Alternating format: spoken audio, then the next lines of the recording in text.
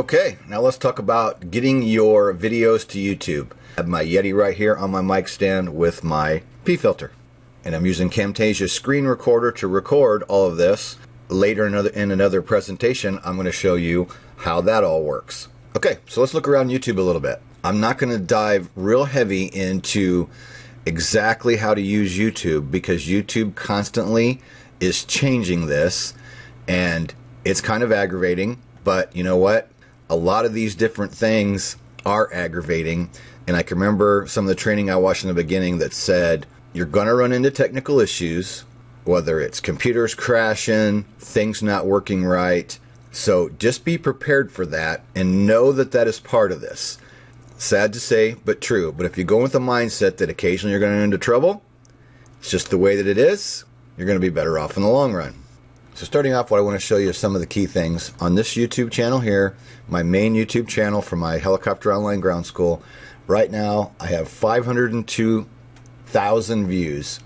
So I've broke 500,000 views. I have 2,692 subscribers. So the power in this is, I've done the math, and pretty much there's always someone somewhere watching one of my videos. So they're out there working for you 24 hours a day, 7 days a week, when you're sleeping, when you're eating, when you're doing other things. Your videos are out there working for you. And having subscribers, these people get a notification anytime you put out a new video. So what I want to show you next, as of right now, the way YouTube has this set up, you click in the corner, go to Creator Studio to get to your list of videos, and I want to take you right to Analytics because I want to show you something here that I think is really important. On the Analytics page, you can see 13,472 views in the last 30 days, and I want you to look over here at estimated minutes watched. The point I want to make is, in general, people are only going to watch about 2 minutes of your video. This right now is a little bit high. 13,000 views would be normally about 26,000 minutes. This is a little bit higher than normal, but you can see at 31,000 minutes, on average, people are watching just a little over 2 minutes. So the point I'm getting at is for your videos that you're going to put on YouTube for general marketing, to get your message out there, a good idea is probably to keep them about 2 minutes, 2 minutes or less.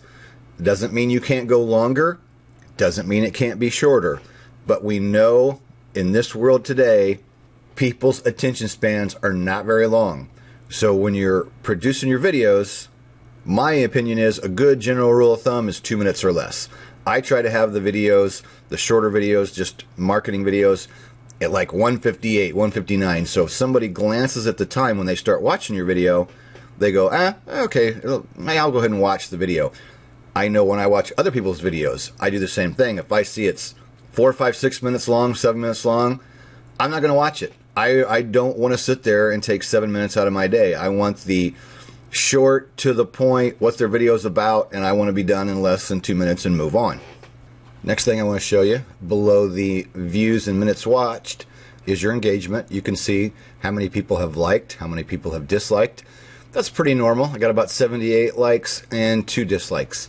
You know, in the beginning, I got upset when I would get a dislike on a video, but I can tell you now, after all this time, that's pretty average. You know, if you're getting 80 to 100 likes and you got a couple of dislikes in there, that's pretty normal. You know, if you have 78 likes and 78 dislikes, then that probably means your content's pretty crappy.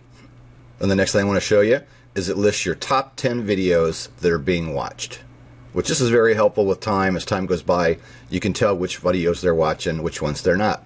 Like my number 2 video is an older video on Class G airspace. I did a good job with that one. It gets lots of likes. Let's go take a look at it. So in this video, I had my own homemade little intro here, and I'm going to show you in another video how to build these intros. But just some basics. Right off the bat, I have a click here to subscribe. You want to give people that option to go ahead and click and subscribe to your channel. That way they'll be keeping track of what you're doing.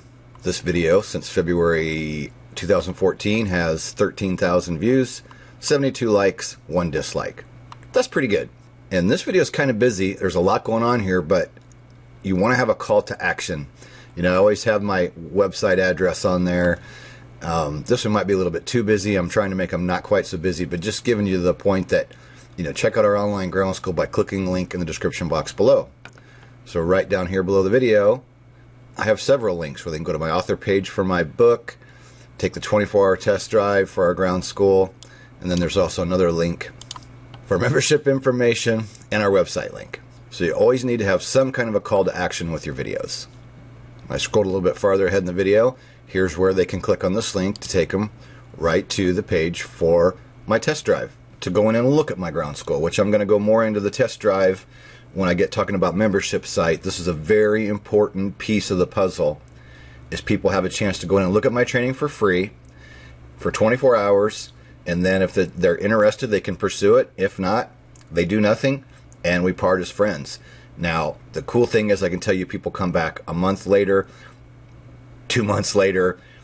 I've had one guy that came back and purchased my membership 2 years and 2 months after he took the test drive. So a lot of these strategies are long term. You know, we all want results right now, and I'm guilty of wanting everything right now, but keep in mind, most of these things you're doing is for the long term. So now I advanced a little further into the video. Right here's a little link for please give us a thumbs up. If you tell them to give you a like, a lot of times they will do it. If you don't put one of these on your video, you will definitely have a lot less likes on that video. That I can tell you in 5 years of doing this, that's a fact. If you don't tell them to give you a like, you'll get some, but you won't get near as many as giving them that call to action, telling them to give you a thumbs up. So these are called annotations, like the red box here. And then this over here is what they call cards. This is something new. If somebody's on a desktop or a laptop, this is what you're going to want to be using to drive them to the page that you want to drive them to. But on mobile devices, that doesn't work so good. So YouTube has come up with what they call cards. So it'll still come up on a laptop or a desktop, but on a mobile device, the cards is what's important, and that's why YouTube has designed these cards. So I'm going to give you some basics on how you set these up. You go down here to Info and Settings, and for the annotations, click on Annotation. And you can see in this one, these are all annotations that I have set up. Whether it's take my test drive, give us a like, click here to subscribe. You can easily add and delete these annotations. You can move them around the timeline. You can stretch them. You can make them shorter, make them longer, whatever you want to do. And you make these right up here by clicking Add Annotation. And you can make a speech bubble, a note, a title, a spotlight, or a label. I pretty much use this note right here.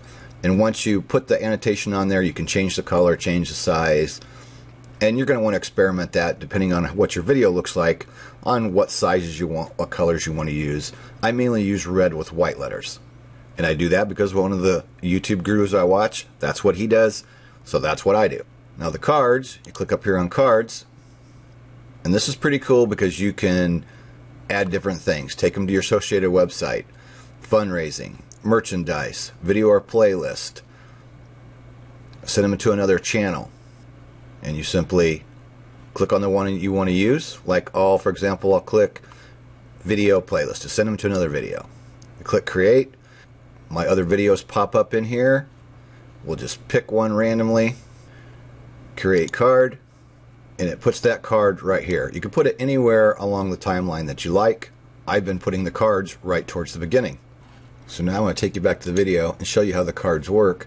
Up here's the card, and I have record, check ride, success. Check ride is their test. And that's what my customers are worried about, and members, and people that I want to bring into my business. So when they click on this, they see that, they click on it, up comes, boom, Helicopter Online Ground School, get started today.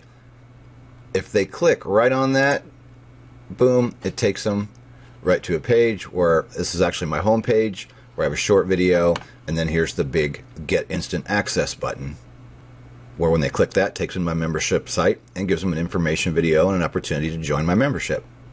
So you can see how powerful the YouTube video is. If they like your content, they like what you have to say, and they want to learn more about your membership site or whatever it is that you're selling or trying to bring a new customer into.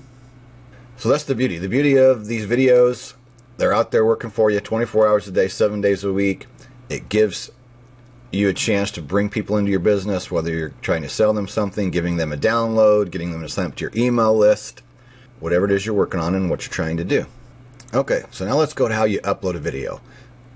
We're going to dive more into Camtasia and setting up and making your videos and producing them. And I'm going to walk you through the steps of how you upload that video. Go up here to the right hand corner, click upload, click on the arrow for select files to upload.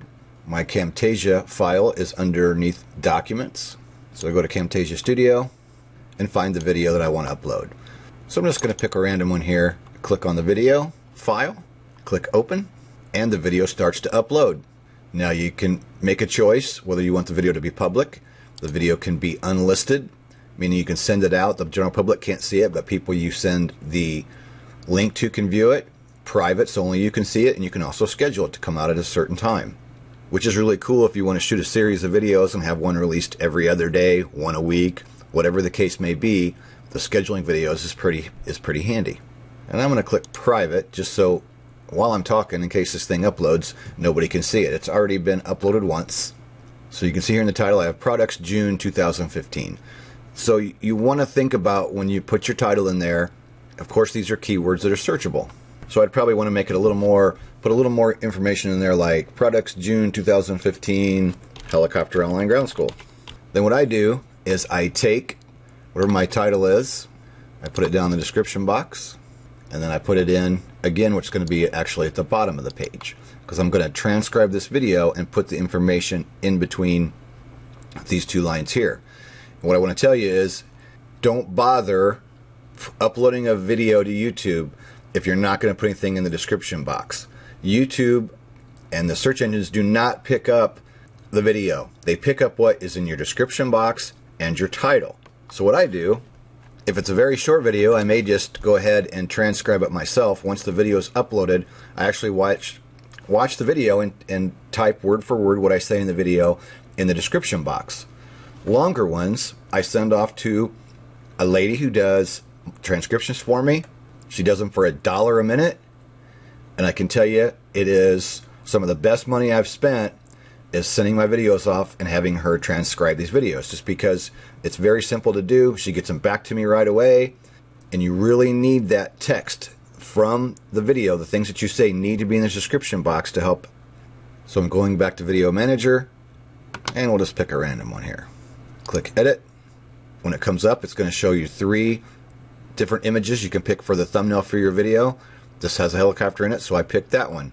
If you want to upload your own thumbnail, a picture of whatever you want, you can click on Custom Thumbnail and add whatever image you want.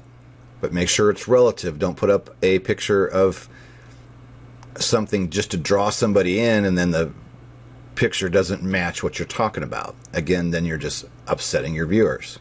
So that's a basic rundown on YouTube. That's kind of quick, but I wanted to give you the basics of kind of what I do and what I've done in the past. If you'd like some individual one-on-one help with the YouTube, all you got to do is give me a text, give me an email. We'll set up a time to work a little more with the YouTube and go a little more in depth.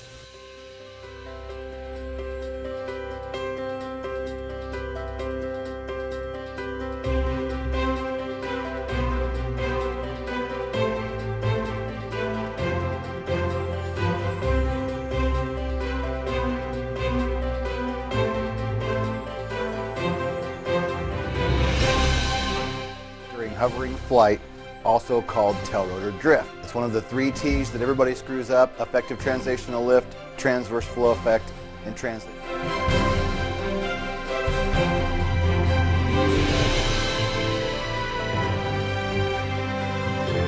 So you want to learn about an online business, selling your information product online. That's what we're here to talk about. I'm going to show you all kinds of cool stuff, and I'm going to tell you the story.